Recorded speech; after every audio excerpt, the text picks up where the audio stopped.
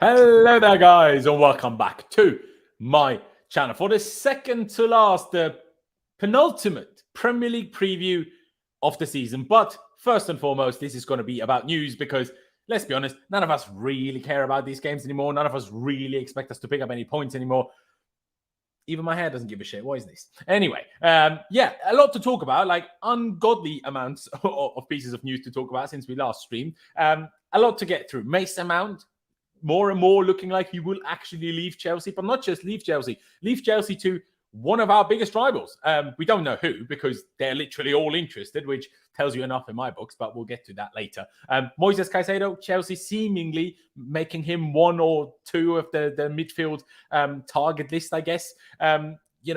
All sorts of madness happening. Buddy Ashil not only injured, we spoke about that last time we streamed, but injured for up to 4 months. What is happening at Chelsea Football Club with injuries? An absolute disgrace, quite frankly. Notification, Don's in the building. Big up yourself, Ricky. Appreciate you very much, everyone. Turn your notifications on to be like Ricky, and then I give you a shout out. Do you know what I mean? And plenty of other pieces of news. Romelu Lukaku decided to give an interview again, just looking like even a bigger twat, as if he didn't already. Plenty to get through. Laos dropping the big words. I appreciate you, Amit. Huge words. Pice, I'll start with you. We were just talking off air. We're getting a bit bored of similar stories constantly repeating themselves, or rather than repeating themselves, constantly changing. Like, how can the same situation constantly have different reasons? That makes no sense. But it is getting to a point where it's getting annoying. At the same time, for me, the last couple of days, it's for the first time really, and maybe that was my naivety until now, gotten to a point where I'm like, maybe Mount will actually leave. And I won't even just make you talk about Mount initially, because we will get to that in more detail in a second anyway. Oh, yeah, and the Tuchel stuff. That's mental. We will touch on it for a second, even though I personally don't believe that's true. Because I know, isn't Werner still dating? Anyway, what, in your opinion, has been the most surprising piece of news over the last couple of days? I know I put you on the spot a little bit here. I'm not sure if you have an answer for it, but I'm just going to ask you it anyway, because there's been a lot, man. Pice, can you hear me?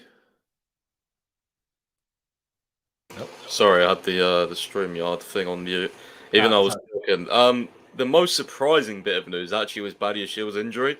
I can't lie, I knew he was out, but up to 4 months is pretty crazy. I know a couple hours reported it maybe, a little bit less. Maybe you can return in this time for the start of the season, but he's definitely going to miss a lot of pre-season, and that's never ideal because, especially with a new manager, you think you're going to be instantly down the pecking order. So, and we don't really want that to happen with Badiashil, to be fair, because he's been a very good player for us. But yeah, he will be down the pecking order just based on him being out, missing pre-season. But yeah, that was the most surprising bit of news. But other than that, we've just had constant, different transfer links. Obviously, the window opens officially in 3 weeks' time now. It's actually open on the 14th, which is a bit later this year. I think last year it opened on the 5th. I guess because of the World Cup, the season also finishes later. So I guess and shutting in September this time. So it's going to be very, very hectic when we do get into. It's 1st of September deadline day, not 31st of August. 1st of September is when it shuts. Yeah. So yeah, it's going to be hectic, especially in June, because we've had briefings. We've got to sell players in June to put on this season's account. So probably homegrown players are going to leave in June. I think that's what why we're getting so much news on someone like Mount, because it is really crunch time now. It is the time where stuff gets leaked. It is time where it's decision time. He either stays or he goes. Fabrizio, which is why I find it so ridiculous that we still haven't announced Pochettino, by the way. Yeah, I don't know. Personally, I think it's just out of respect for Frank, but I think it's done. But I do think we should announce him, bring him on the pitch before the Newcastle game or something like that. At this point, I honestly think they might announce him only after Soccer Aid, not even before that.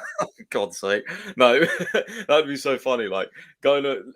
Watching Soccer Aid and they're just like, oh yeah, we can't confirm Pochettino to Chelsea. But come on, sort it out. Just release a generic statement. I don't care. Just get it over with. You can do the interviews when pre-season starts. That's fine, but make it official. Yeah, just can you it's just so awkward. Even typing out reports, reading reports saying Pochettino is working on signings. He's not even been fucking announced. What? It's just weird. But yeah, there's been loads of news. Yeah, there has been a lot. There has been a lot. Aaron, I'll take it to you. Because you haven't been quite as up to date as obviously Pice, because who is, with the news. I won't ask you what the most surprising piece of news is, but what do I want to start with? You know what? Because I don't want to give him too much airtime, and at the beginning of the stream, we don't have quite as many people here as we will do in a little bit. I just want to start on a certain someone who doesn't know when to shut his mouth. A certain Mr. Romelu Lukaku. The only thing that I'm glad about this interview is that even the biggest morons in this fan base that are like, oh yeah, bring Lukaku back. Even them, after hearing this, they're like, maybe not. Aaron, I mean, how far can a man take it? Like, he's literally saying, oh, I was good at Chelsea last season, but I knew then if it wouldn't work out, I can still go back to Inter. When I came here again, I knew I belong here. I felt that too at Anderlecht. I'm like, you've only went there once. How can that make a difference? Also, you told us the same thing twice. It's so great. This is your boyhood club. Fuck off, man. I hate the man. I absolutely despise the man. Like, literally, I would rather Man City win 7 Champions League than Lukaku touch 1. Literally, I hate him with all my heart. I never want to see him again. But I just cannot even handle how angry I am at the man. It's like 100 mil. Can we not sue him to give us 100 mil back or some shit? Like, because this is outrageous. What this man's pulled off in the last year is so bad. So bad. Is it just me that gets this annoyed about this, or do you feel somewhat similar? I think for me personally, I've just stopped giving a shit about all this kind of stuff now because it's all It's probably better for you, I will say. It's all the same, really. It's the same shit you're hearing all the time from him. So I just sort of let it go through one ear and out the other. Tend to not pay attention too much. It's got to the point where I don't even consider him to be a Chelsea player anymore, really. Even though he is, it's just so out of my mind that I don't even think about it. But I didn't read too much into it. I saw the little quote about thinking like he could go back to Inter if shit didn't go right for him and all that, So, yeah, he's there now. He's doing whatever he's doing. Doesn't seem to be doing all that great, but he's in a Champions League final. So, yeah, you go do your thing. Hopefully they win it, earn enough money so they can actually buy him and then we can get rid of him. But I'm sure his whole transfer to Chelsea was just like, that when people hit your car and they do an insurance job and they just want a bit of extra money and they hold their neck saying, oh, I'm injured. I feel like his transfer was just a big insurance job. Like I don't know. It seems very dodgy looking back on it now, but yeah, it's done now. Can't do much about it. But yeah, hopefully they can resolve that and get him out in the summer for good. Yeah, I mean, I do agree. It does feel like they just fleeced us, and it was a whole ploy by Inter and Lukaku together to help Inter's financial situation and never actually have any plan to come here long term. It's just outrageous. Pies, I know you were a week ago or whatever, you were like partly jokingly, partly seriously, because you don't feel it quite as strongly as me in terms of rather City than Lukaku. So you're like, I'm back on the Lukaku train just so hopefully he can beat City. Fair enough. But this interview surely must also annoy you, no? Yeah, I mean, I saw this morning and I was like, can this guy just shut up? Like, why is he doing so many interviews? Like, I get it if they asked him about Chelsea, but like, why is he like? I mean, first off, I think him saying I was good at Chelsea last season. I don't know if that's him saying performance or it was like, I don't know, like I felt fine at Chelsea sort of thing. But like the I knew then if it didn't work out, I still had Inter. Like, what the fuck is that all about? Like, you didn't come to us on loan, man. You came to us on a exactly. That's literally like saying that's like us signing Enzo and him going, oh, don't worry, if it doesn't work out at Chelsea, I can go back to Benfica if I want to. Like, what the fuck? Like, you know what I mean? Like, you don't say that. It's just it's typical Lukaku. I'm in the Lukaku high for that game against City, but partly because I want money for him as well. Like, if he scores in the Champions League final, maybe they buy him. But just I don't want him anywhere near us. Like, it doesn't work. Why would they buy him? They don't even start him. He doesn't. Yeah, he don't. I mean, I hope he's about as relevant to their Champions League success as fucking Willy Caballero was for ours. He doesn't fucking start. He's benched by 37-year-old Edin Dzeko. Do you know how embarrassing that is? And he still gives it a big one. My God. But yeah, JC in the chat is right. Let's not even give him too much more airtime. But sorry, Pice, you continue. No, just if they're not buying him, send it back out on loan because he don't want to be here. So screw him. Yeah, exactly. I will bring up that my favorite tweet of yours today, just a little summary of the last few days' news, and that didn't even include transfer news. We will get to that just after that. But since Monday, and it's only Wednesday, mind you, since Monday, we've learned that Benoit Badiashile is not only injured, he's out for up to 4 months. I mean, you touched on it earlier, that this was kind of the most surprising bit. Also surprising, initially everyone was talking about how it's a groin injury.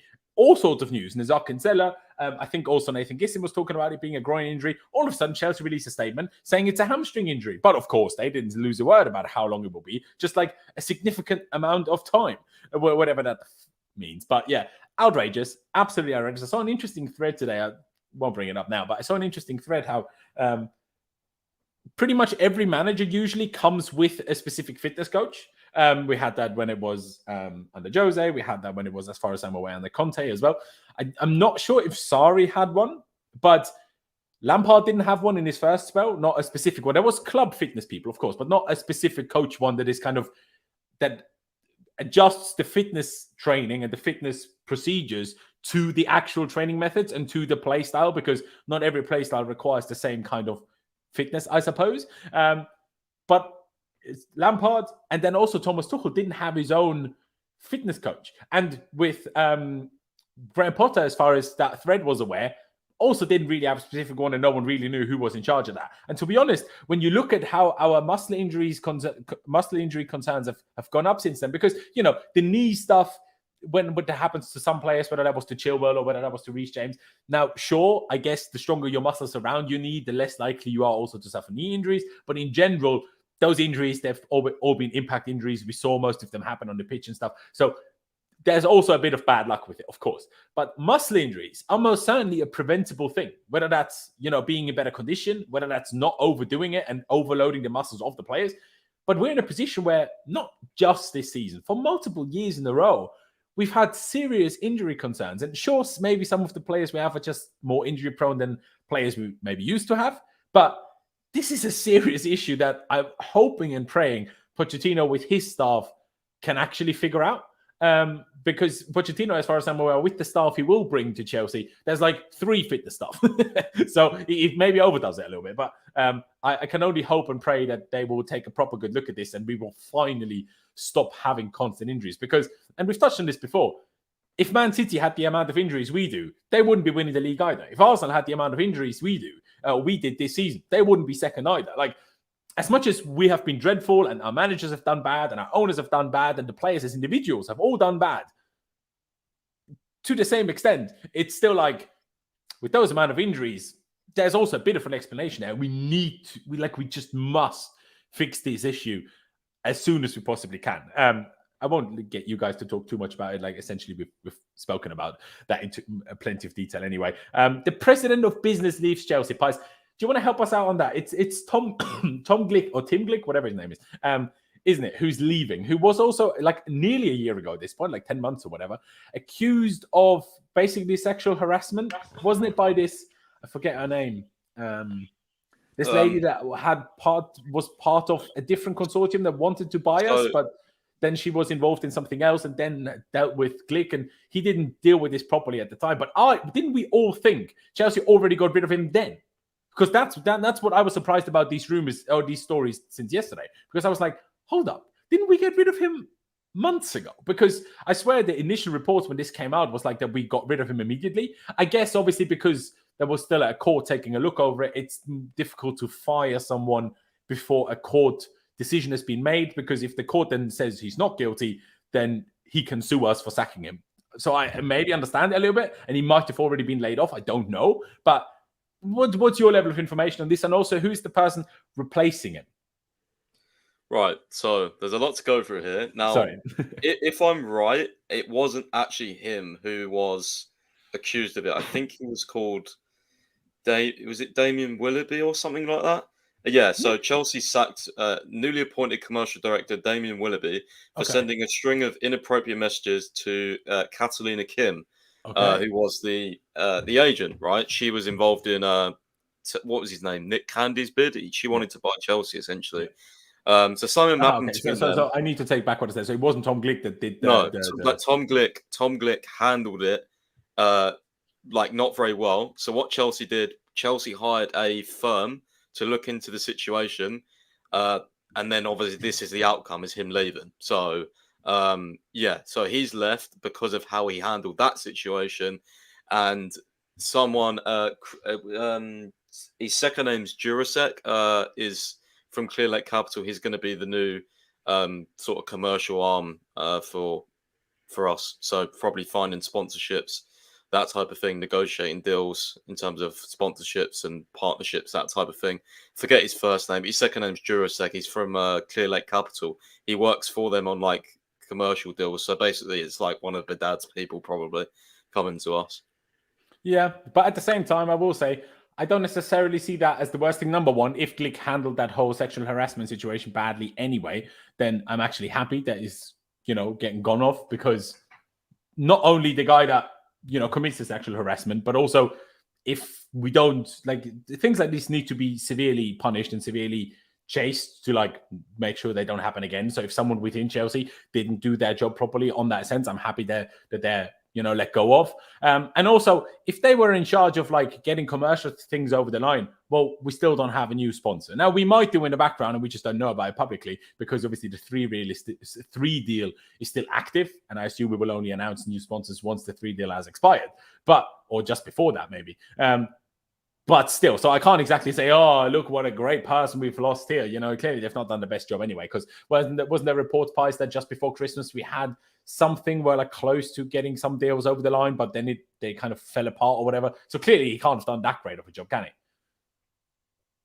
I don't know on those reports, but lately there was talks. Apparently, he was in talks with, who was it? Allianz. Allianz. Yeah. So yeah, I mean, I don't know what will happen with that, but yeah, we definitely going to get one. It's just how big the deal will be. It is the struggle, obviously, because we're out of Europe. So I don't know how much on the 40 million increase over the 3 years, 40 million a year for free that we currently have.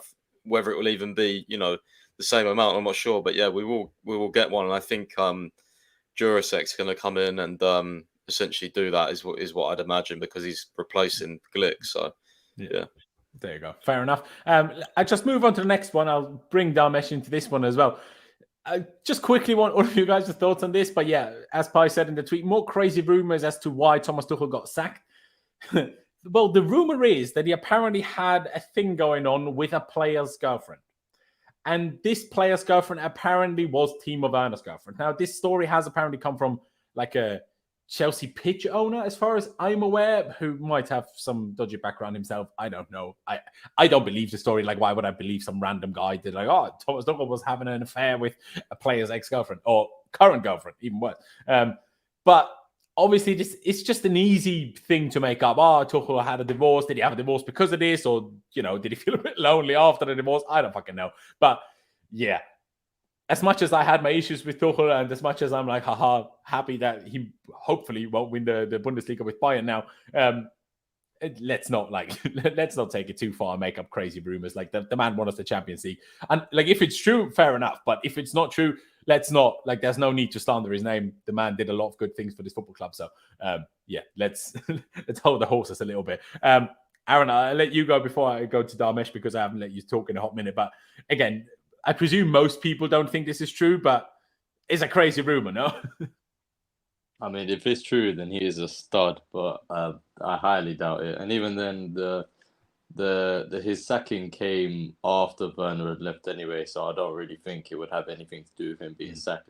I mean, I guess we don't know when Boehly got wind of it, but yeah, but even if he did, then Werner was already gone at that point, so it wouldn't have really made a difference on the sacking side of things. But yeah, it's just I just think it's another load of bullshit. It's the same as when people try to call him a cokehead, so it's probably the same bullshit. Or both is true. It could be the cokehead thing would certainly explain the other one a bit more. Yeah, it could. Both of them could be true. We never know. But I'm guessing after his spiritual journey to India, I'm not going to assume that either are correct. So I'm putting it down as bullshit. Yeah, no, I agree. Damesh, thank you for joining us. Appreciate it very much. I obviously thrown you under the bus a little bit here, but this is a crazy rumor, right? I don't think we can sit here and just assume that this is true, because, why, right? Yeah, what a way to cover the stream. Big up the chat, big up the boys as well. Not the boys. don't think it's true. I just think it's like pure BS. I think they've got the divorce thing, like you said, and then tried to cook up a story with a player that's gone and a player that was sort of not getting picked at the time. So they just, it's a madness. They're just making up stories at this point, I think. I mean, if it is true, then flipping now, man. Wow. Tuchel's like, as I already said, he's a stud, man. He gets around a lot, doesn't he? So, yeah, there you go. I mean, Pice, not much more to add, really, but your take on this one? I don't know. I guess it's quite funny, but yeah, it is. yeah, I don't know. Like, yeah, it's probably. I'm calling bullshit. I called bullshit. Like, didn't even reply or anything, but I just read it. I was like, yeah, bullshit. But I don't know. You never know. There is like these people. There's been people in the past with like these accounts that have like shares in the pitch or whatever. Like, know people at the club saying things. I don't know. You never know, but. Yeah, I don't think it's true. I just like I said, for me the biggest sign is still I think Timo Werner is still dating that girl. So yeah, you know. but like the thing is as well, like if that was true, or even if like the whole like cocaine thing was true, if you actually had if that actually happened, bro, there would not be he'd be gone. He'd be like you wouldn't even last like I don't even think I think we might have even made that public purely to because the club looked bad for sacking him. So if we had a reason like that, I think they might have even said something. Not in detail, or even something like unforeseen reasons or something like that. You know what I mean? And then people. But this whole thing, by the way, this all started because of that Simon Jordan on Talk Sport, who is not all that relevant anyway. He was a former Palace owner. But he's just Palace owner as well. He's just another guy on Talk Sport, and everyone's like, "Oh yeah, he said, wait until you find. Maybe you'll find out one day why they sacked Tuchel. It was terrible. Like it was for a good reason." And now since then, all these rumors started coming out. I can't wait for the next one. What did he do? Punch someone at the training ground or something? I can't wait. Exactly. But I do have to say I drastically disagree with this comment here by JC. This is not a private life is private life situation. If the manager has an affair with a player's girlfriend, that is not a private life situation, man. And that is most certainly a reason for sacking, if it were to be true. No. No. It's look at fucking Ivan Toney. He didn't bet while I fucking stood on the football pitch, did he? Exactly. It's literally as well, if you go to a job, you're not gonna even a lot of companies don't allow you to have relationships in the company. So exactly, yeah. So yeah, no, exactly. But yeah, the next one, a lot of people in the chat were asking what did Mudryk do? So Joey Swole, I didn't know him, but apparently some famous big influencer in the bodybuilding world, publicly called out Mudryk over an Insta story, which I hadn't seen. I'd seen a clip of it later, but not while Mudryk had it live. But yeah, Mudryk was seemingly filming some, let's say, slightly bigger guy, slightly older guy, I think as well, in the gym, and kind of taking a piss a little bit. I don't know if it was about his form. His form wasn't great on their own machine, I will say. But yeah, and basically the guy was, what you doing? This is some guy trying to get, his life back together or get in shape while you're taking a piss. And I fully back it. I fully back Joey Swole on this. Mudryk should have known better than that, and not a great sign of his character personally. But I guess I don't know. Maybe there was something else that wasn't part of the story. But was it just because Wasn't it just because he's pants were down or something? Maybe put a question mark. Maybe, and you could bodybuilder crack. As you. Not bodybuilder, construction site builder, the crack. I don't know.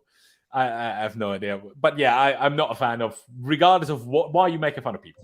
Really, stop making fun of people. Just don't make fun of people. That's all I'll say. He needs a PR team, man. He's done so many weird things on Instagram. He needs a PR team desperately. All the stuff about Arsenal, remember all the stuff about posting stuff about Arsenal and stuff like that, begging to come to Arsenal. Then now, obviously, this situation, Yeah, no, he needs a PR team. But not just does he need a PR team, he needs someone to control his Instagram account. He should not be the only moderator of his own Instagram account. If you want to post something, you need to have someone to post it for you. Don't post it yourself anymore, because this is getting a bit out of hand now. But yeah, I mean, Aaron, much to add to it from your end? No, not particularly. Mudryk and his social media presence do need a looking at, though, because he's had a good few little controversies now, and he's not exactly been here long. So yeah, he needs a He More needs a PR controversies team. than positive things on the pitch, I will be honest. Yeah, he had the old thing about posting a Ukraine flag next to an Israel flag as well, and that caused a lot of controversy and all that sort of shit as well. So yeah, I think someone at the club needs to talk to him and say, "Yo, you need a PR team, and you need to get off social media because you're doing too much now." Yeah, no, I agree. And Pies, do you want to fill us in on more details on this TikToker admits in court that she stalked Mount Gilmore and harassed Ben Chilwell? Because this came out today, It's probably easier for me to link you the story, to be fair. If you want to read it or pull it up, I will link you This up. is news to me. What the is, hell? is it long? Because Do you want me to otherwise, summarize it? It's not. I mean, I don't know. It's not that long, but I'll summarize it quickly. I'll summarize it. Basically, Mason Mount was at a party at Ben Chilwell's house, and he slept with this girl. And then he goes to her afterwards, and she didn't like it, so she harassed him and had like 21 different phone numbers trying to call him and all of this sort of shit. Basically, trying to become like a football wag. And then she admitted that she basically harassed him, and Ben Chilwell and Gilmore were involved in it as well. But Gilmore had to take sleeping pills, and he said it affected his on-pitch performance. This was when he was on loan. I've linked you. She gave him sleeping pills. No, he had to take sleeping pills because like he couldn't cope with her and all that sort of thing. I've linked you the story. It's quite detailed, but yeah.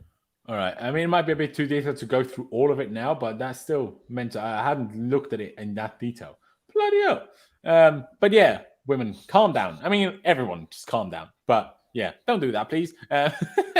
My God.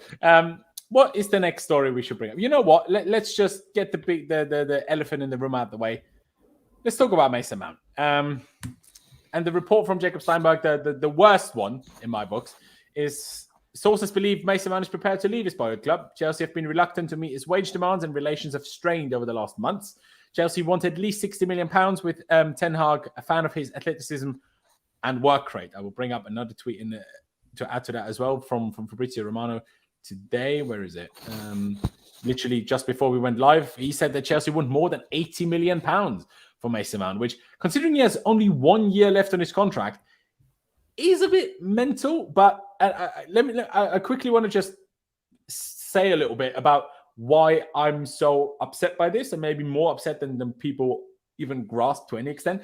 For me, this is obviously, I like him as a player. I like him as a guy. He, in my opinion, represents Chelsea to some extent, and he was part of those guys that helped us get over Hazard a little bit in a way. Like we had Hazard, and then we had the new guys coming in, and he was kind of the first one to kind of take that a little bit. Obviously, not to the extent that Hazard did. Obviously, who does? But for me, my main issue is not that, players leave. That's fine, And as much as I will be annoyed when he goes to a rival, that's not even my main issue. My main issue comes from how it looks and what light this puts the club in. Because, like, first of all, you're apparently asking for more than £80 million, but you don't want to pay him more than 200k. Even though there was some reports that said he was offered in the region of Reece James, which is around 250. But regardless of that, there was very few of those reports. Most of them were like, yeah, we didn't offer him as much as he wanted, and he won similar to Reece James. But if you think he's worth £80 million with 1 year left on his contract, then you clearly think he is worth around that. So why are you not offering that in wages then? I just don't understand, because I just don't think it's a good look for us. I just don't think it's a good look, regardless of whether us fans think he's that great, regardless of whether we think he will start every game. For us to lose the player that was kind of our main guy and our poster boy for the last 3 years since Hazard left, for him to just leave because we can't get him to sign a new contract, to me, it's just a bad look. And it's also, to me, the issue of it is also that it's concerning, because I'm like, maybe that's me being naive again and me being, I don't know, too nice or whatever, but I still can't and don't see it as a way of, man just doesn't care about Chelsea. I think he's done too much and enough to show that he does, and I don't think that just changes from one day to another. So therefore, I'm like, what does that tell me? If Mount isn't willing to stay, that worries me about everything that is happening at the club. And even if other people might have valid reasons that he might not be that good anyway and might not be, this and that, that's totally fair. But the bigger point to me is, why doesn't Mount want to stay?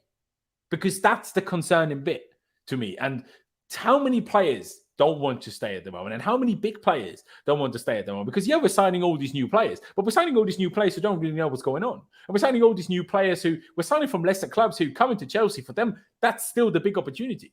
Does it look like? Does it feel like we're getting any of big players from other big clubs? Doesn't, does it? Do you know what I mean? And that's the part of it that worries me, and that's why I really don't like it. And also, yeah, I mean, a lot of fans can sit here and say he's shit, but literally every top club wants him out of the main Man City. All of them. From Arsenal to Man United to Newcastle to Bayern Munich, all of them want him. But apparently he's not good enough. They're all better than we are. They'll be aware of that. Like, it's to me, this is a very frustrating situation. I mean, bloody Saka getting 300k at Arsenal after one good season in his career, really. The main issue on this deal, I understand not giving him a crazy contract this season. And then this is not the current owner's fault, but we should have not even got it to this point. Why was he on 80k while being our player of the year back-to-back? Okay, one of them might not have been fully justified, but I don't think Kovacic's the season before with that was justified. So it is what it is. At the end, the fact of the matter is he won player of the season back-to-back.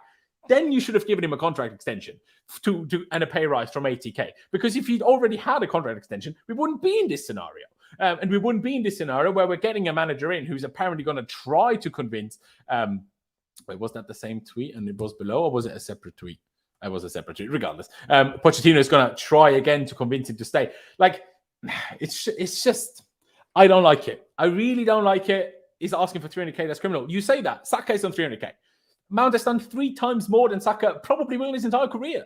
Do you know what I mean? Like, it's like Joao Felix. Mount has done 3 times more than Joao Felix has done in his entire career. We don't even own Joao Felix, and we still pay him £280,000 a week. Like, it's crazy. And I don't even have a problem with Joao Felix, especially since his comments recently, even though since I've gathered it was part of a Chelsea interview, I take it a lot less seriously. He's like, oh, I love it here. I want to stay.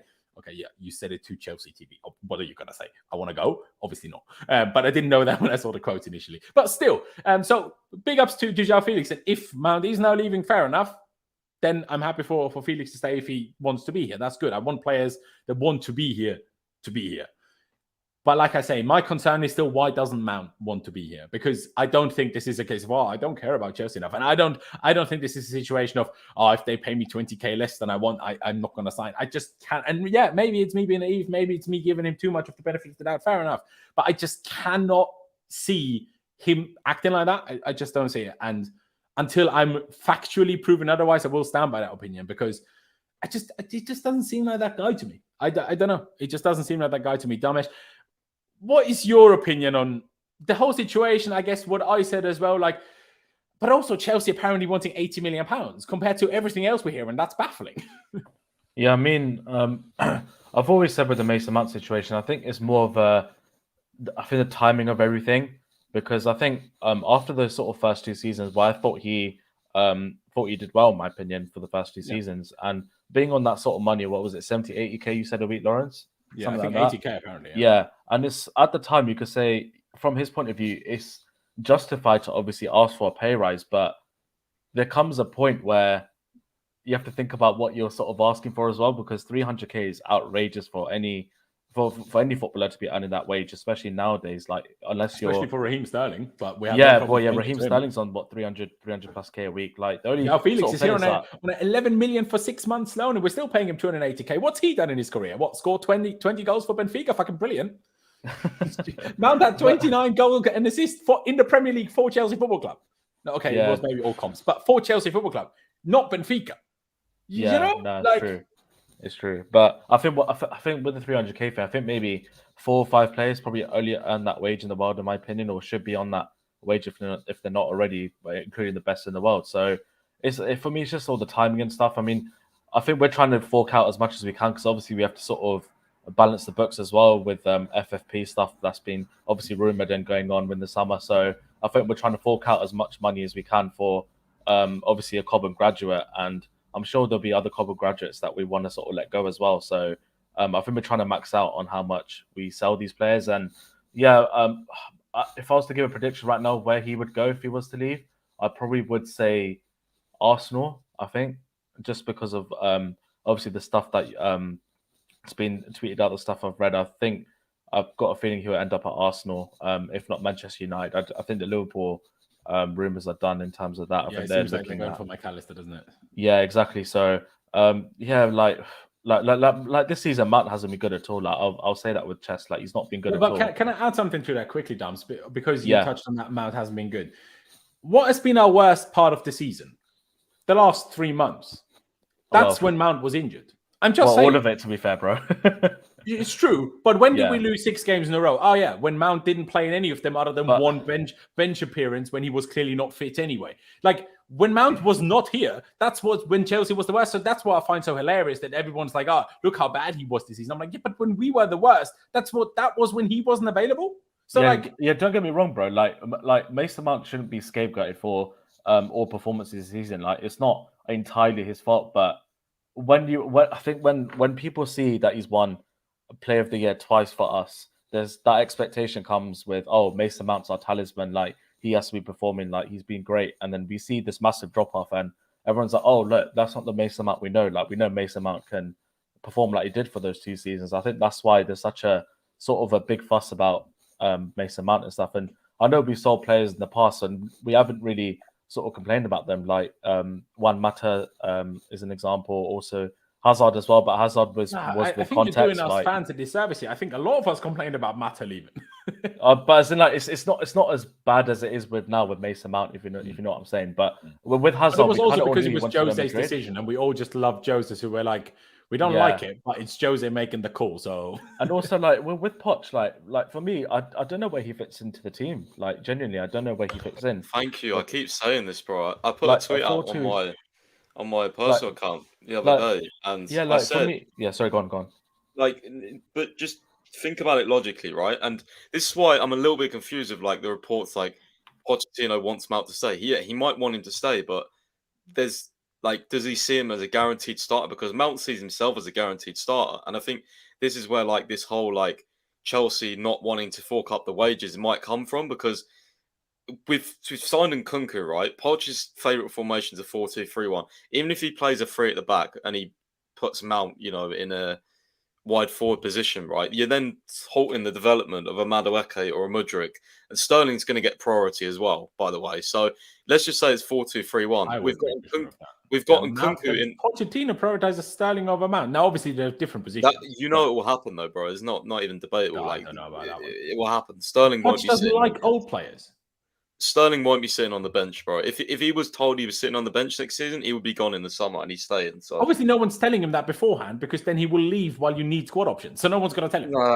I'm not saying it will happen, but I'm saying Poch in his career has always proved that if anything, he picks young players over old players rather than the other way around. Yeah, we'll see when we get here, but Sterling, has got a really good track record, so a lot of managers like him. Yeah, but anyway, as I was saying, like in Poch's 4-2-3-1, and Nkunku's going to start. We don't even know if Havertz is leaving. He could be another 10 option. Felix could be another 10 option. He's not a pivot player, so where does I think if Pochettino had planned to play a 4-3-3, I think Mount would probably get the money he's looking for, because I do think he starts as number 8. But also, what we need to remember is we've had so many links. Fabrizio literally said, we want a partner for Enzo Fernandes next to Enzo Fernandes. That doesn't indicate 4-3-3. So I just don't know. As much as Mason Mount loves Chelsea, as much as but by the way, I think it's quite harsh to just go, oh, fuck the board, fuck Boehly, they're not trying. No, I agree. Excuse me. I'm not saying you are, but hang on a minute here. I saw a tweet saying, oh, Boehly doesn't care about our own and stuff like that. Bro, he literally extended Reece James, Amanda Broja, Trevor Chalobah. Where is this narrative come from that he doesn't appreciate Chelsea? I don't understand that. Yeah, Pies, as I said, I think it's the hype with. Well, that comes from the academy, isn't it? Because we constantly keep hearing rumors that the academy don't believe in the pathway anymore. That's why so many of them are leaving, including Tudor, whatever his surname is. Well, that's just a knock-on effect for the amount of signings we've made. And that's what's making people say he doesn't care about the Cobham. Well, then so be it, because who in Cobham is good enough to... No, that's fair enough. But you're saying, where does it come from? That's where it comes from. Well, okay, well that's just stupid in my opinion. People are not thinking people. Oh yeah, we want to challenge for the league. Okay, then fucking bring in Charlie Webster instead of signing Enzo Fernandez if you want to do that. Like, shut up, honestly. No, I agree. I agree with that. But guys, can I bring up one more point to this? Because obviously you make an absolutely fair point with that, and I agree with that as well. Where will he start? I still think the biggest issue that has happened is the fact that we've signed Nkunku months before knowing we didn't know who the manager was going to be at the time. We didn't know which players were going to be here at the time. We didn't even fucking know we would sign Joao Felix on loan when we permanently signed Nkunku. This is why you don't tend to sign players 8 months before they actually join you, plus then sign another 5 players in a January or 8 players in a January window in between. Because I see that point, Pies. But let me ask you one question, and then I'll let Aaron talk about this as well. How many other clubs do you see this happen to? That keeps happening to us, where players either like get to the end of their contract and the club actually wants them to continue, but they can't get to an agreement. Or they're like 1 year away from running out their contract and the clubs can't get to an agreement and therefore they're then sold because we have to, otherwise you lose money. How many, like, name me even like 3 examples of other big clubs where that has happened. And that's the part where that's what they're trying to change though as well, isn't it? They're trying to, like, as soon as you get to 2 years, if you don't want to stay, they then want to sell you like straight away now. Because that's what apparently they didn't like about the whole. No, and that's good. But also still, name me other clubs where that happens. It doesn't happen. Like, why is it just us that these players end up with 1 year left on their contract and then we can't get them to sign a new one? Like, why do we keep letting that happen? And you're right. This is not just on this ownership. This is also on the old ownership. But it's a Chelsea problem. Chelsea was before. Chelsea is hit now. So this is still a Chelsea issue that we need to stop letting that happen. I said this a few streams ago as well when we were talking about Mount. I said, like Darmish said, we spent £600 million. Okay, not all of it goes out at once. You know, we're still paying stuff for years on years. And half of those players we haven't even actually got yet, like Nkunku. Yeah, like we still, you know what I mean? But we're gonna have to raise money. And I said all along, who is the most sellable, who is the most expensive player that you could sell right now? It's probably Mason Mount because of, you know, it's Enzo Fernandes. Yeah, but English, you know, and He'd probably get more money for Levi Colwill right now, to be honest. Purely for the contract length rather than actual value. Yeah, maybe. But I just think with Mount, of, you know, the hype he has, what he's proven, I think it's the club are looking at it and are like, yeah, this is an easy sale. And, you know, then it's hard because then you have to question, like, if that is their mentality, then clearly they can't be trying as hard as people say they are. Exactly. But Chelsea have made offers. It's factual. All the top reporters they've made offers. And I put a tweet. I don't like Vince, but Blue Footy said, you know, if you want to stay at the club, you will find a way to stay at the club. You know, if you believe in the ideas, if you believe in the project, if you love the club that much. That's my worry. That's my point, though, right? That's what I was talking about earlier. Why doesn't he? Because, yeah, we can sit there and then blame Mount. Oh, you're not proper Chelsea, this and that. Horseshit. That's not the problem. The problem isn't Mount not being proper Chelsea. The problem is the club changing to a way that someone that is proper Chelsea not liking it. And that's where my worry comes from. Because, like I say, there's, I guess, 2 or 3 different angles of looking at it. From the starting, can he even start games regularly perspective, it's maybe even fair that we need to kind of sell him, because why would you turn down that money? Next year he would leave for free. If he doesn't play regularly next season, he's not going to, you know, sign a new contract during the next season.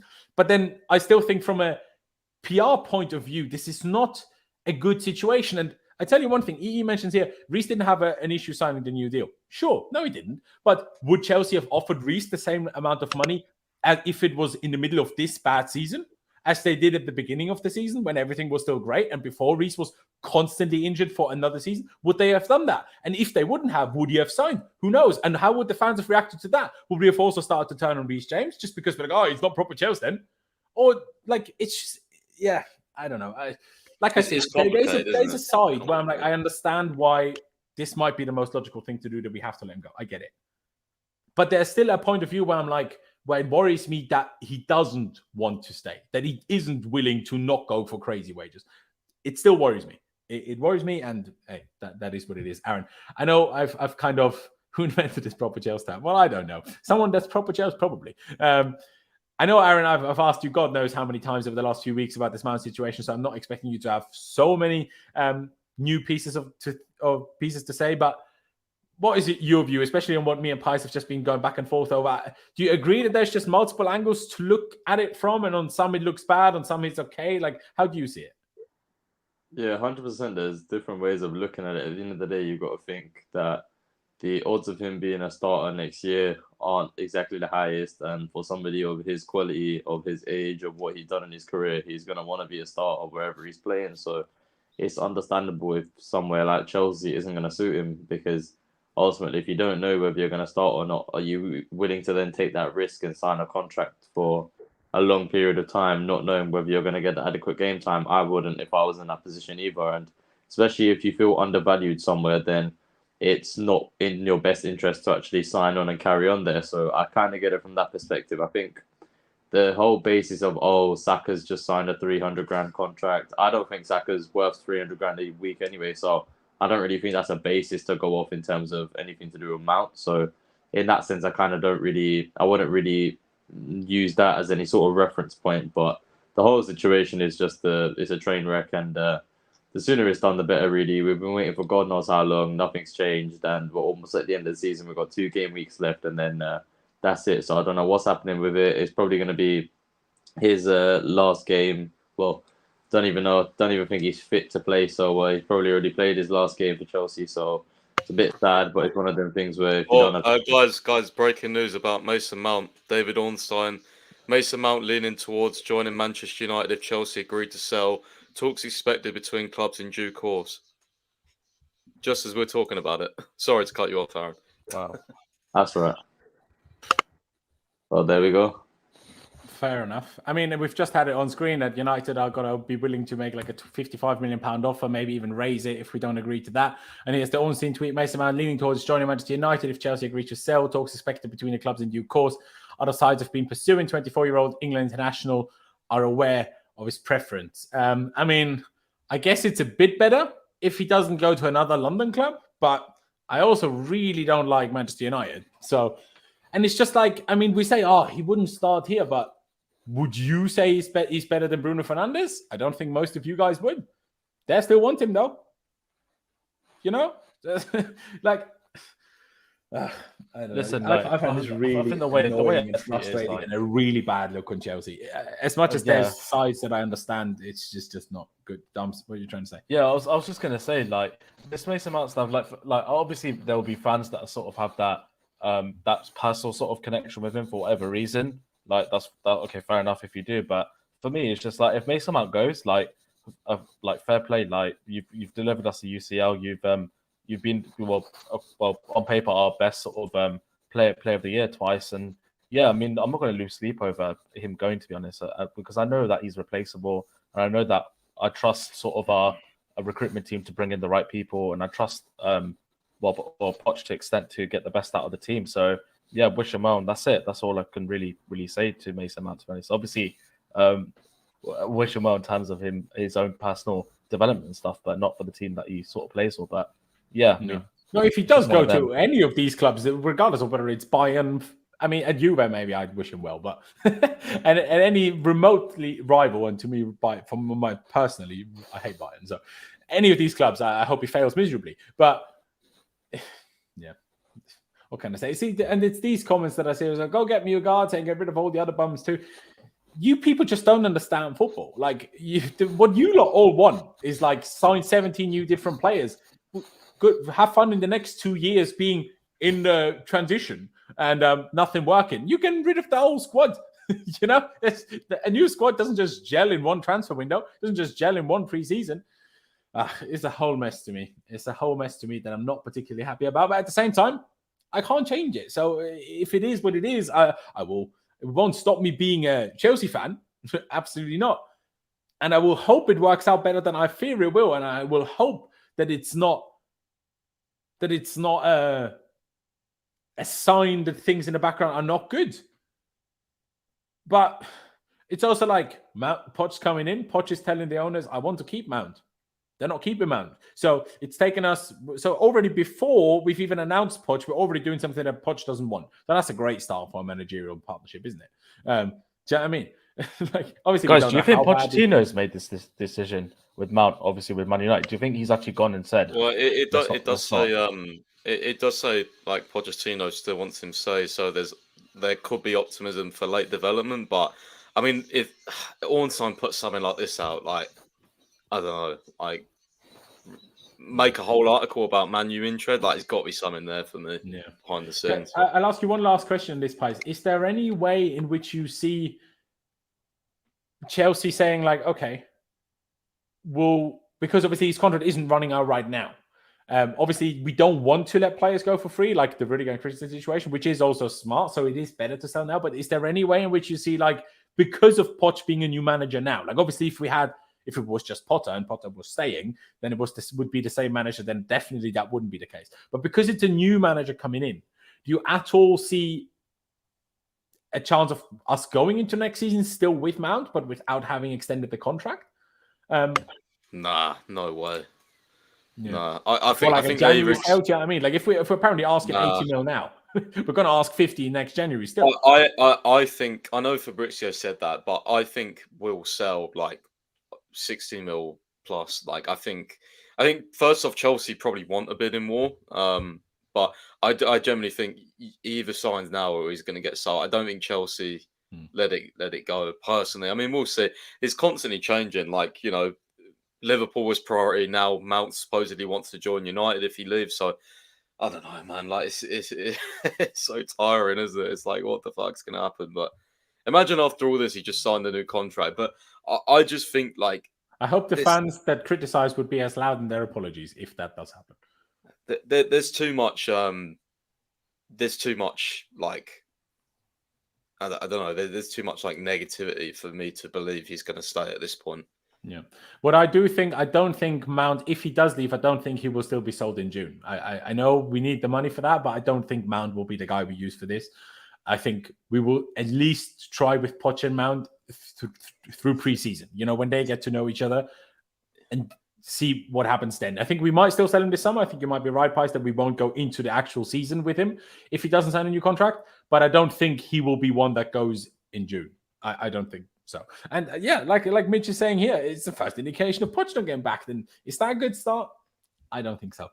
But I think I'll just say like as well. What's really confusing for me is like obviously we've heard about the contract length being an issue, right? And I think Simon Johnson said we offered like 7-8 years. Mount didn't want that. Okay, so have we offered 4 or 5 years? Has he turned that down? Why can't we find a middle ground? Like, what is it? Is it the like? And that's why when Fabrizio said it's really complicated, I want to know why it's really complicated because, like, what is the thing that they can't agree on? Like, it's just I just don't understand. Like, it's. And that's why I'm like sitting back a little bit and I'm not, you know, this way or that way because I don't want to say anything until whatever the truth is comes out because I don't know. I don't know. Like, I don't think you can just say like, fuck Boehly, fuck the board. Don't think you can either just say, fuck Mason Mount. He's not proper Chelsea or whatever. Like, for me, if you go one way or another without knowing the actual facts, and especially with it being such a developing fluid situation, it's like, what are you trying to like? Why? I don't know. So I'm just staying calm on it, and I'm just gonna see what happens and see what comes out at the end of it. Like because there's going to be a lot of stuff that these guys know that they can't release yet. That's just the way the world works, unfortunately, in football. Yeah. Also, like, are we actually going to get 80 million from out? Because I don't believe that we will. No chance. I think we'll get like 60. I think maybe 65. You think? We won't get maybe it'll be like 60 with another couple of mils in add-ons or whatever. I don't know. No, but he's on 1 year. We ain't get. If we got 80 mil, fucking hell. I mean, jeez. If we got 80 mil for Mount now, then I'm saying Marina who? Do you know what I mean? Legit, fucking hell. But we ain't getting 80 mil. Chuck a cheeky buyback clause in there and you're sorted. As if United will give us that, chat. I mean, but yeah, there you go. Let's move on from Mason Mount. This is depressing enough. I want to touch on this quickly. Seemingly, Chelsea are, at least Fabrizio hinted at it that way. Obviously saying Chelsea's priority is to sign someone in midfield with energy and who can run a lot next to Enzo Fernandes. Keep an eye on Moises Caicedo. Aaron, I'll start with you on this one.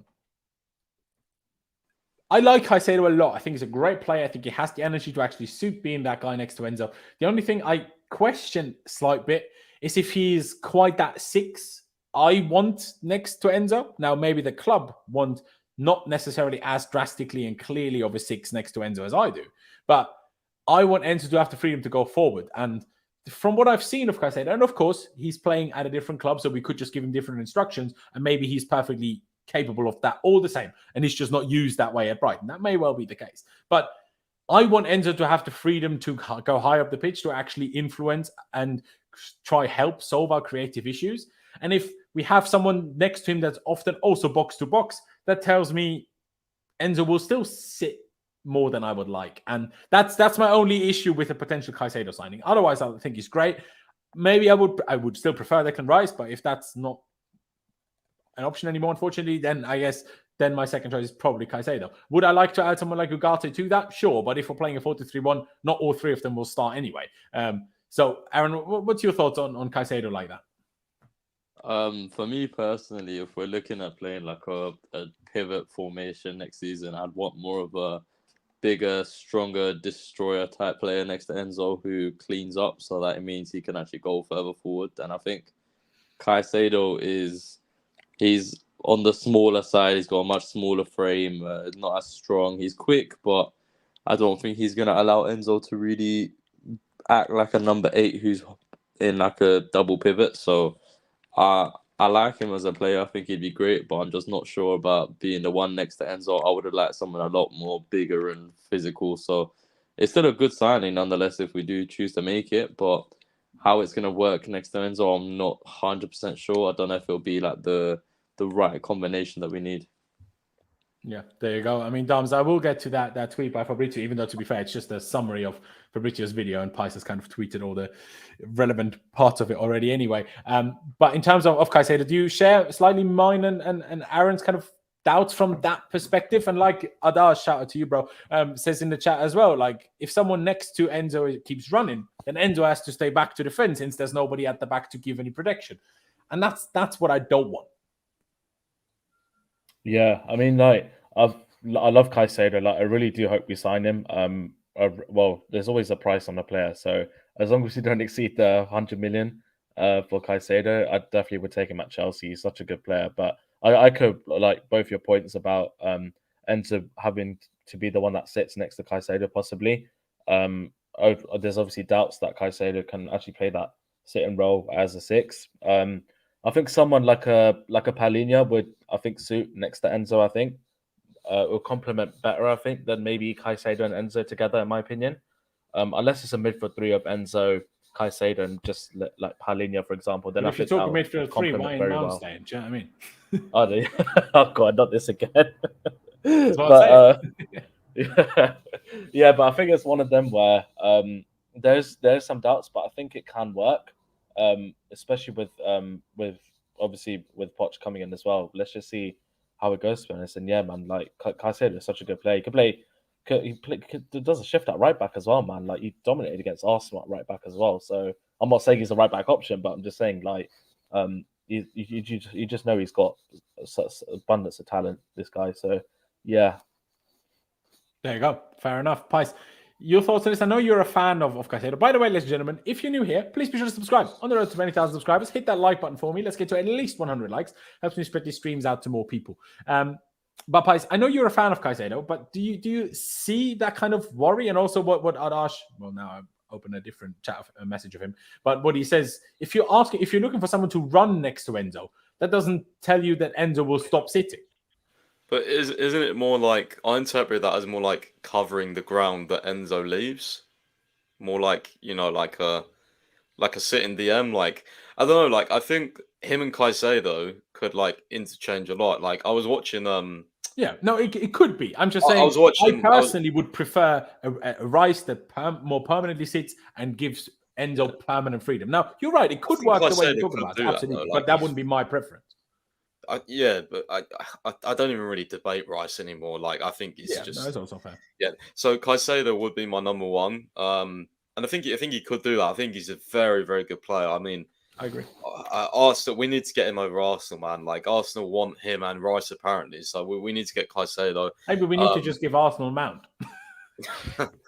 but yeah, I was watching Sporting the other night, watching Ugarte, and the way him and Morita kept interchanging. Like sometimes Ugarte was the 6, sometimes Morita was the 6, and Ugarte was going forward. Like I really liked that balance. So Ugarte is another one, but I think I know we've sent scouts to watch him. Fabrizio confirmed that. So I really, really like Ugarte as well.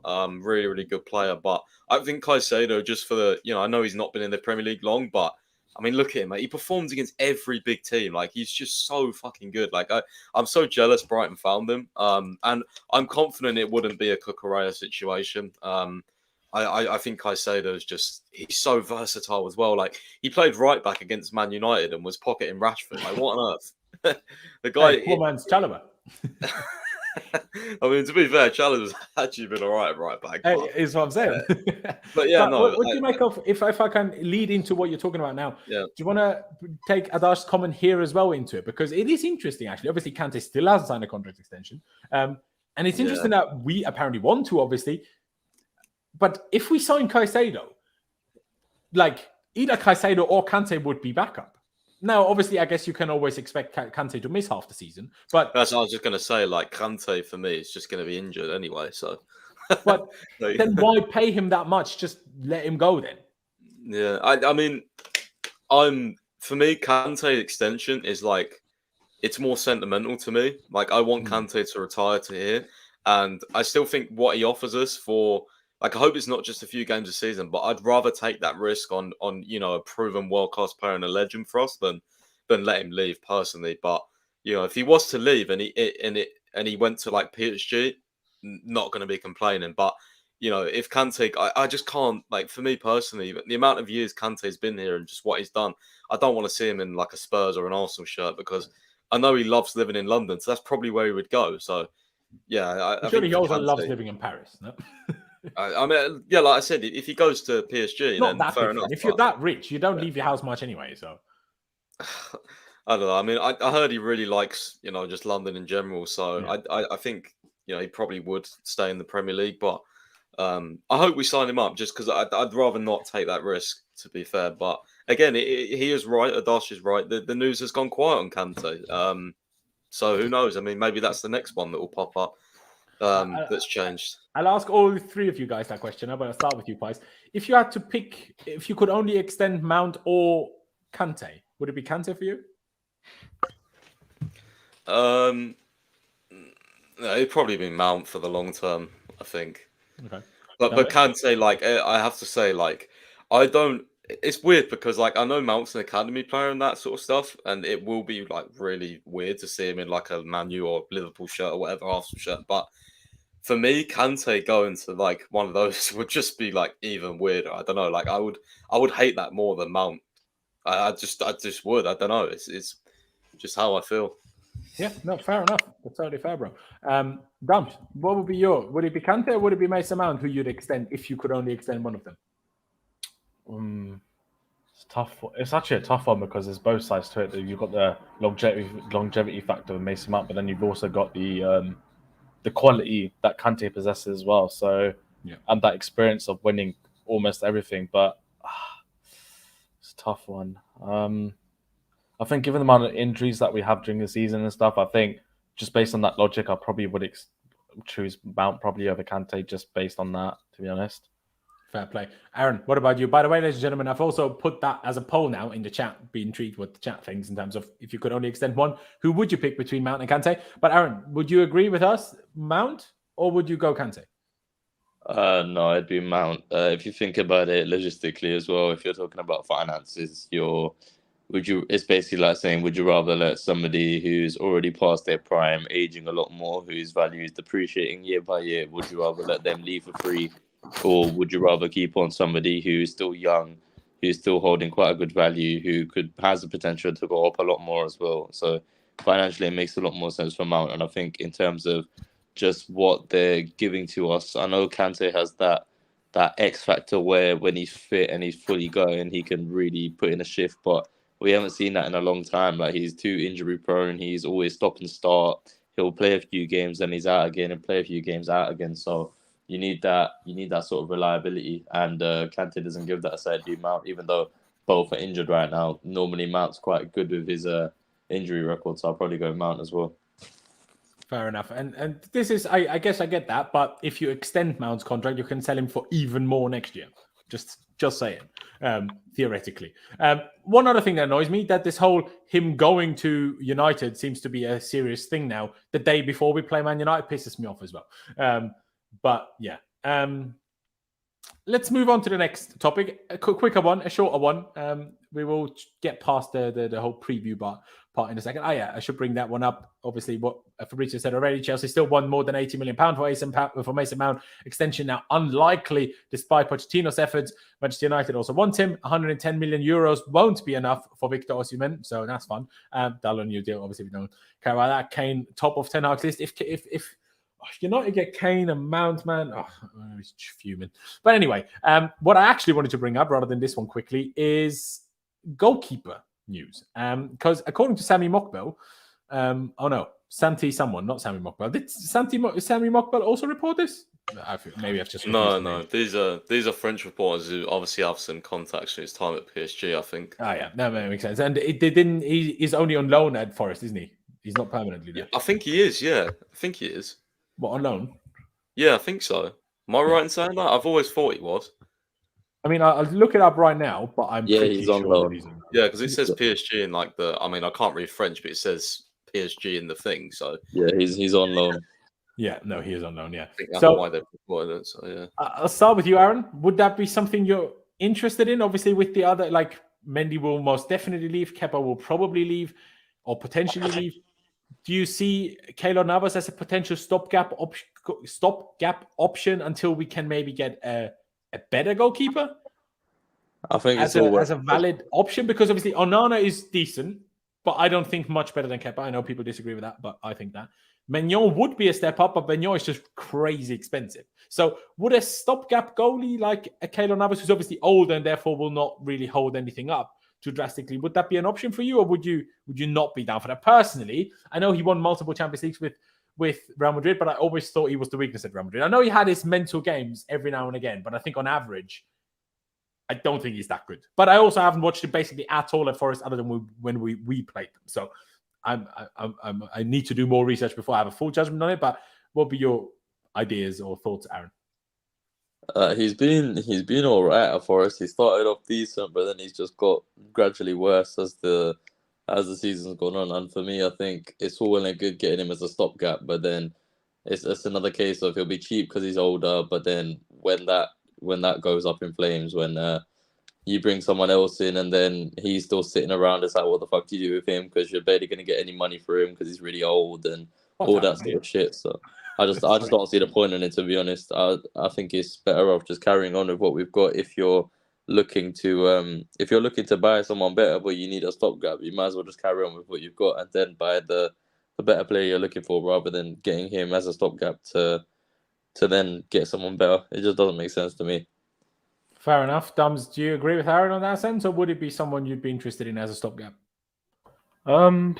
I think as a number 2, I wouldn't mind it, but obviously we're looking at number 1. It'd be great. It could be a new Willy Caballero. Yeah, as a 2. Yeah, I think that's the only way I'd sort of take him if he was willing to be accepted as a number 2. I still think we need to go for one of the sort of mainstream goalkeepers we look at. I've said on your stream, I said Charlie's stream before as well, that we should be going for Ter Stegen, in my opinion. That's the goalkeeper that I want in the summer, regardless if it sort of happens or not, or how likely. But what was that, bro? He ain't leaving Barca, let's be honest. Yeah, I mean, you never know, eh? Who knows? But I mean, if it's possible, I agree with you, but I just don't. Yeah.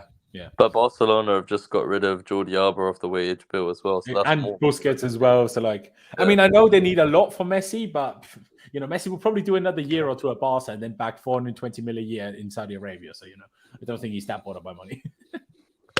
True. Yeah, but yeah, I'd really take Navas as a number 2, to be honest. Yeah. Fair enough. To be honest, Pice, when I was asking this question, I didn't even consider it as a number 2 option. if we get rid of Mendy and Kepa and we don't want to keep Slanina because he's 19 and maybe alone will do him much better than being backup for us, I think so.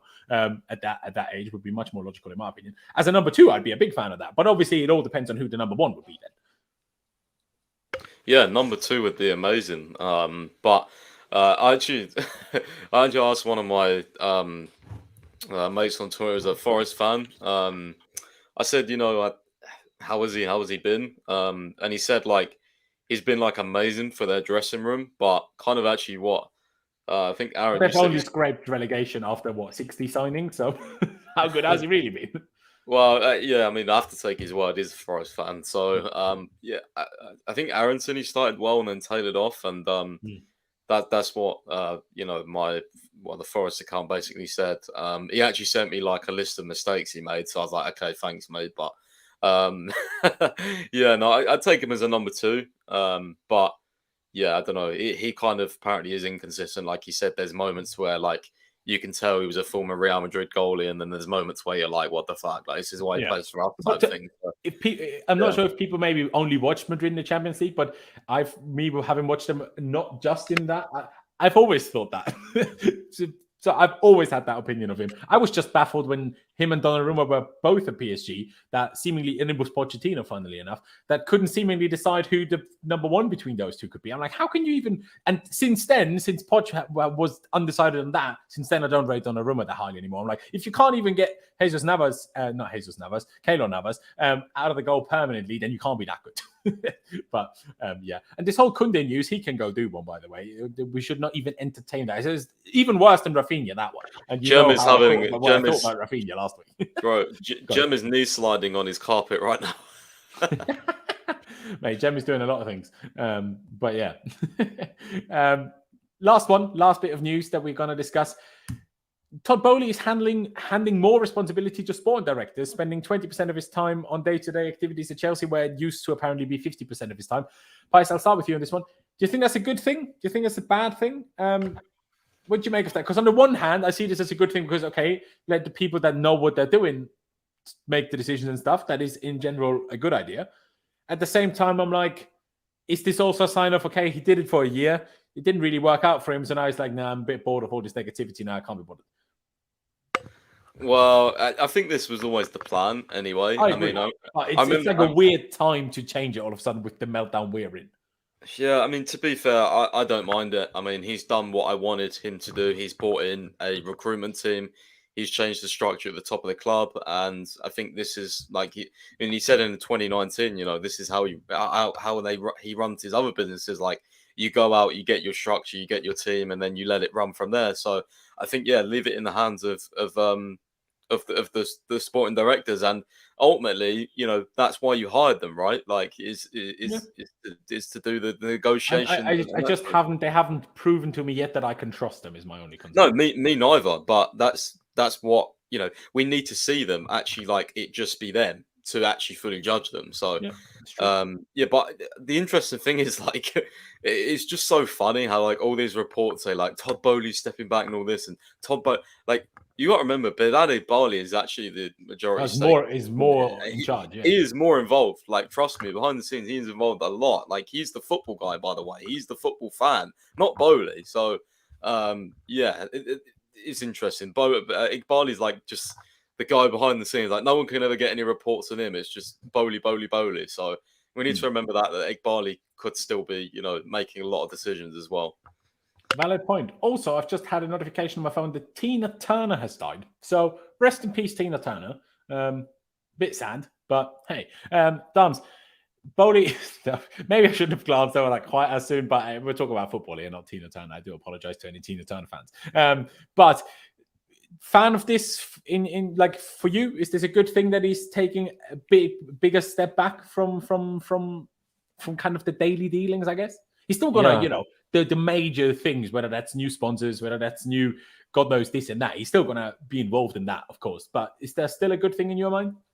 Yeah, I mean, he's letting the footballing people deal with the stuff regarding football. So I think he's sort of learning from his mistakes as well from this season by obviously reportedly getting involved a bit too much with stuff in terms of team talks, in terms of stuff going on in the pitch and stuff. So I think it's good that he's taken a step back as well, and maybe with a fresher and cleaner mind, he might be able to make decisions that are more concise and more sort of correct for the club, to be honest.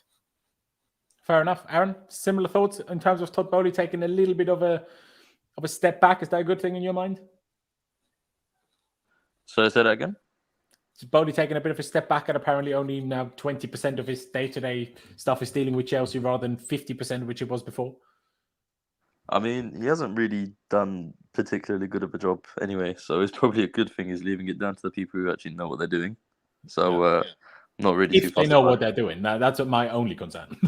Yeah, you'd like to hope so, considering he's recruited a whole team. But yeah, but it's him that recruited it, isn't it? I'm assuming he's recruited a whole team of people who should know what they're doing, and he's had other people to help with that. So we should be in safe hands without him. There you go. But ladies and gentlemen, I think it's about time we talk about Chelsea versus Manchester United tomorrow, or Manchester United versus Chelsea tomorrow. I touched on this the other day. Even in good seasons, what is going on with my hair? I do apologise. But even in the best of times, we don't win at Old Trafford. Now, often we get robbed, and we should win, and then VAR robs us, and we get a draw. But expectations rather minimal. They're in decent form. They've not quite got top four secured, but I think they need one more point from these last two games of theirs. So they will eventually figure it out, if we're being honest. How are you feeling ahead of that, Pice? I mean, do you at all have any hope of let's chase this result, let's chase this win? Or you just play whoever's somehow available, just get over it, and who cares at this point? Did you say if I'm confident? Yeah, well, not confident, but if you have any care of chase it, let's beat them, or is it just play whatever's necessary? Because obviously with Frank's teams, we never know, do we? I would love to beat them personally. I would really love to beat them. We'd love to beat anyone nowadays. Yeah, no, but Man U specifically, because we never win at Old Trafford, and I just think that there's got to be some added motivation. Also, for Mount now, possibly going there, I want to beat them extra hard now. Yeah, but for their top four, you're right. They need 1 point. If we beat them tomorrow, then it's they're going to shit themselves against Fulham, hopefully. So that would be funny. I would probably rather United be in the Champions League than Liverpool anyway. So because Liverpool were level on points with us, 2 months ago, and if they still make top four, I'll be fuming. Yeah, very true. I mean, I hate both clubs, both equally. But actually, I hate Liverpool way more. But still, I don't like either. So I think there's that motivation, hopefully, for the players to one, disrupt their top four hopes. Two, what was I going to say? Win at Old Trafford. Yeah, win at Old Trafford. Unlikely, but there you go. I mean, Pice, I brought the lineup thing up on screen. What we had last week in terms of last week against City on the weekend, back three, Chalobah left centre back. We don't know if Koulibaly is fit to start. He wasn't a bench in the last game, but the report I saw earlier seems like he's still not fit this time. So, I mean, he came off the bench. Someone that comes off the bench, I would expect to be fit to start then 4 days later, if I'm honest, as a centre back. But I don't know. But would you go back four or back three? I mean, United are still good, much better than we are. But they're not City, so surely this is back four time again, no? Yeah, I've already I've already decided on my lineup, so I know exactly what I'm going for today and who I'm going for. So yeah, mine is a 4-3-3 personally. Fair enough, Dums. Would you agree with the 4-3-3, or would you like the three back? Well, with what we've got available, I think probably the back four is the best solution for now. But obviously, if everyone's fit, you know me, I prefer the back three, back five. If everyone's sort of fit, with obviously Cucurella and Chilwell are out, so that obviously makes a big difference. So yeah, I'll stick with the back four, I think. I mean, that's my biggest concern about the back four is Lewis Hall as a normal left back, because at left wing back, I have no problem playing him all the time. But at left back, I don't trust him as much. So that's my only concern. Otherwise, I'm also Anthony's dog shit. Don't worry, we got him. That is also true. But how many players are dog shit and all of a sudden score 3 goals against us? So yeah. True. Anthony's gonna bend one in top corner against Kappa, man. Watch, it's gonna happen, man. Fuck's sake. Yeah. I have no idea where Aaron's gone. It says here device not connected, so I'm not sure quite how that's happened. Did he say anything here? Back in a second. I'm back. Well, you need to join again. I couldn't. I'm not sure if you can hear me somewhere else, but you need to join again so I can add you. So unfortunately, Aaron, you've been outvoted regardless, even if you didn't want a back four. There he is. I can ask you now, Aaron. Don't know what was happening there. Are you also on the back four train, or would you like a back three, even if you now can't outvote us anymore? Is there an option to vote for? I don't really give a shit, because if there is, I'll take that one. Yeah, I mean, we could forfeit the game. It would probably be fun, but you know. I'd pick your 3, pick your 4. I could give a fuck, to be honest. I really don't care. Fair dues. Fair dues. All right, let's start with the goalkeeper. Dums. I mean, Mendy got his one chance. It didn't really work out. Kepa was back in goal in the last game, so we kind of have to expect Kepa in goal again. But would you put Kepa in goal again, or would you all of a sudden go back to Mendy again? Could we not for a Bettinelli or something just for vibes, man? Yeah. We just not. Slonina ain't even here anymore, so we can't even use him. Honestly, just give Bettinelli a game, man. Why not? Surely he can't be worse than Kepa and Mendy, right? I don't know. I mean, I reckon he can be, but you know. But yeah, we all know it's gonna be Kepa and goal. I mean, like these last 2 games, you just have to try and raise his valuation, I guess. And yeah, well, it's unlikely he's going to leave, but try and raise some valuation for him, I guess. That's it. That is the thing, Aaron. I know you don't really care that much, but if I make you pick between Kepa and Mendy, who are you picking? Bro, you could give me Hilario at this point. I really could give a shit. Kepa, and we'll just go with that. Who cares, man? Just get Kepa. Fair. Pice, what about you? I love Aaron's vibe. It's just like season's done for me, bro. But there's a few players I want to see. So I'm not quite where Aaron is, but I'm nearly there. But for goalie, I'm actually going to go with Mendy because long shots literally scare the shit out of me with Bruno Fernandes. Yeah, I'm on that train as well. Give me Mendy. I forgot about that. Yeah, Mendy for me personally. But I mean, they're both crap. So I know you rate Kepa, Laurenz, but I don't. Yeah, no, well, to be fair, against City, I said play Kepa, play Mendy, but then he didn't. So, but that means 2v2. So, ladies and gentlemen, you get a poll. Who would you start? Who would you start in goal? And I'll give you the choice between Kepa and Mendy. Sorry, you're not getting Bettinelli. But yeah, pick a choice. I will write down both for the time being, and we'll get back to it in a minute. Okay, we're doing back four. The left back kind of picks itself unless someone's putting Aspie there, but let's not do that. So Lewis Hall there. I'm not even going to bother you guys about it with asking about it. But the rest of them, Pice, I'll start with you. I don't know. Like I could kind of still see Koulibaly starting at the same time. If we're playing a back four, what's the need, right? Because you have Fofana, you have Thiago Silva, Chalobah will be right back. Is that what you go for? Those 3 that I've just mentioned? Who were those 3? Literally, Fofana, Thiago, and Chalobah right back. Yes, yeah, those are my 3 as well. There you go. Yeah, I think it's the most logical, but go on. The centre backs are self-explanatory. Have we even got anyone else? Maybe Koulibaly, but yeah, Koulibaly. Otherwise, well, and if Chalobah doesn't play right back, Chalobah, I guess.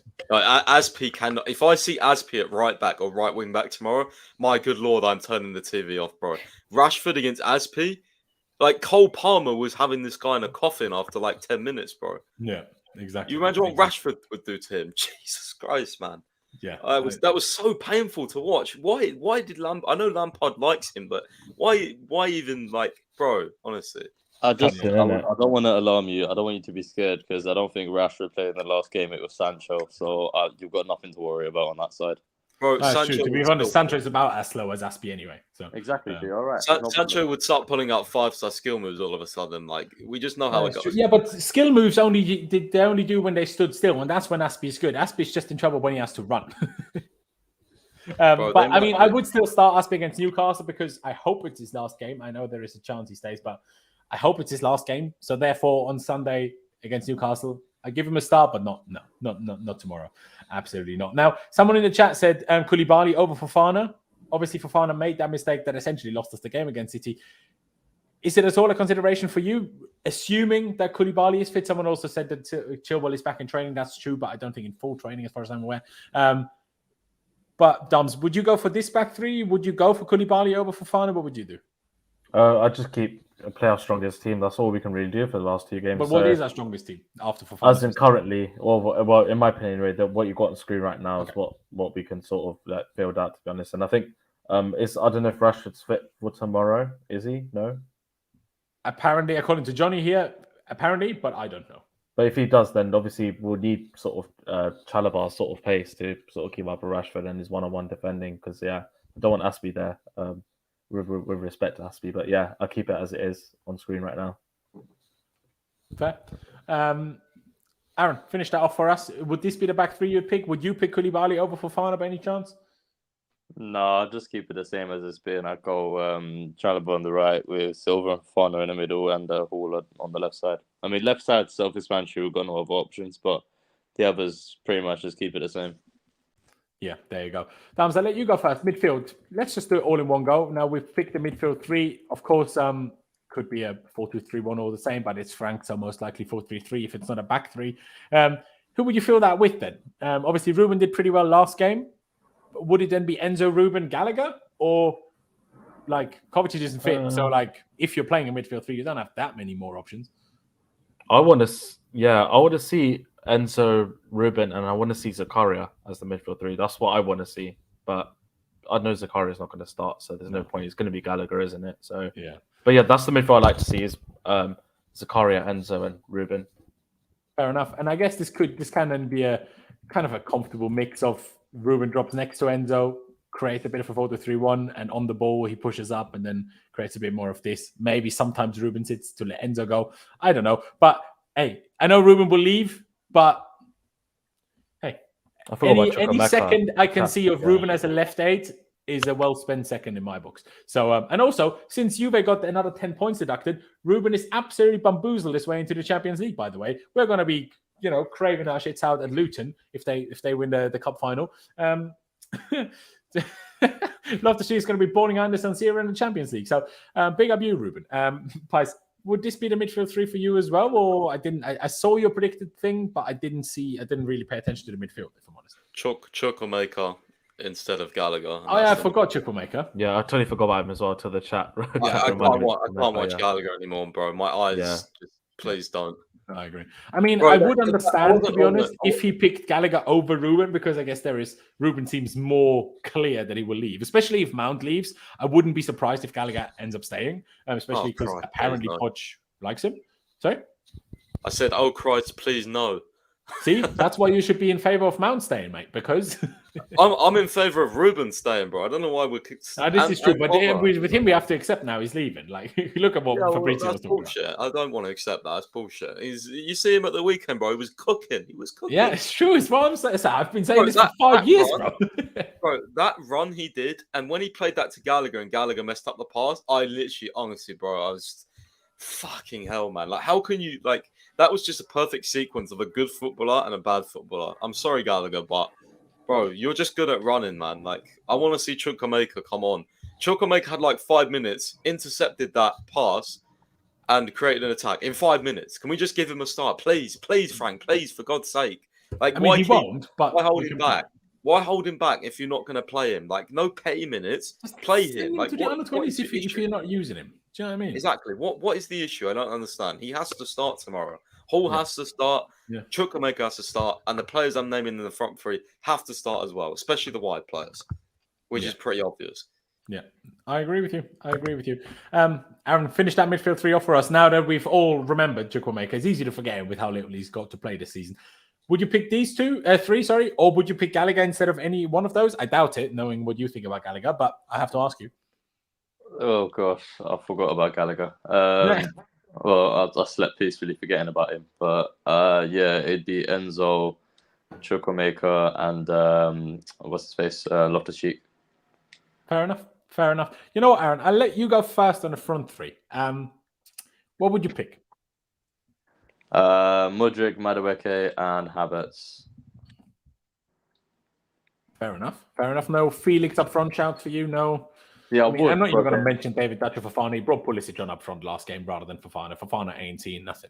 Let's be honest. But no Felix up front shout for you at all? Because I know Pice is going to say that. That's why I'm asking. I forgot Felix existed, to be honest. No, forget Havertz. Put Felix in there. Fair enough. Because I know all the players we actually have. That's the problem. We've got so many. It's hard to remember them all. It's very, very true. Dams, because I know Pice will pick what is on screen now, this front three. Would this also be your front three, or would you pick someone different? Would you start Sterling or Havertz, I guess? No, I'd keep it as it is, to be honest. These three need to start more for us, to be honest. We need to see more, especially from Mudryk and Madueke. We haven't seen enough of them. I keep saying all season. It's hard to make a full judgment of them until they get minutes. And we've seen how good Noddy's been for the past sort of like 2 to 3 games. And yeah, Mudryk just needs to, he just needs a chance, to be honest. And yeah, with Felix, I mean, this could be one of his last performances for us. Obviously, got the game against Newcastle. I mean, if he does end up staying, I mean, if but it is one of his last performances, then he shouldn't play at all. But it's because I have to assume Mount will leave now. That makes me assume Felix will stay. Therefore, now I can entertain him playing. But if he's going to go back, he shouldn't touch the pitch anymore, in my opinion. Because what a waste. Yeah, and then maybe bring Havertz off the bench for Felix or something, and after then we know Ziyech will come on for Madueke probably, which pass I don't mind as a sub, to be honest. But all of our players as subs are always better, to be honest. But yeah, I'll keep it as it is on screen. That is its whole separate issue, isn't it? Pice, I know you're picking the same front three. Johnny has made this point here. Mudryk has to be dropped. I mean, dropped is difficult because first he needs to be started last week and he wasn't. But Mudryk needs to be dropped for being a bellend and filming some old fella in the gym trying to shame him. Do you agree that is a reason not to play him? No, I think he needs to grow up a little bit. Stop being immature. But maybe playing a bit more will mean he would do less silly things in the gym. Do you know what I mean? Yeah, I mean.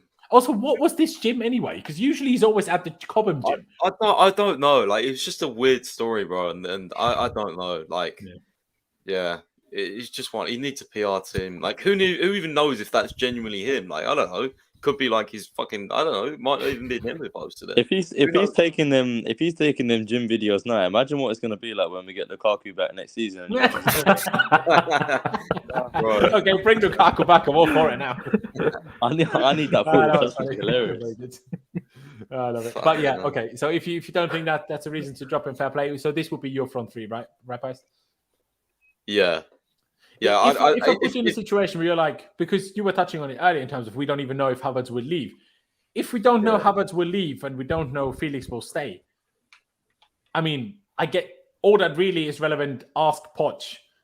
That's what I think Frank should do, because I would pick Havertz, but if Havertz is leaving, then don't pick Havertz. But I'm okay with Felix, but if Havertz is leaving or is not staying, then don't play Felix. So I'm like, ask Poch. Sorry.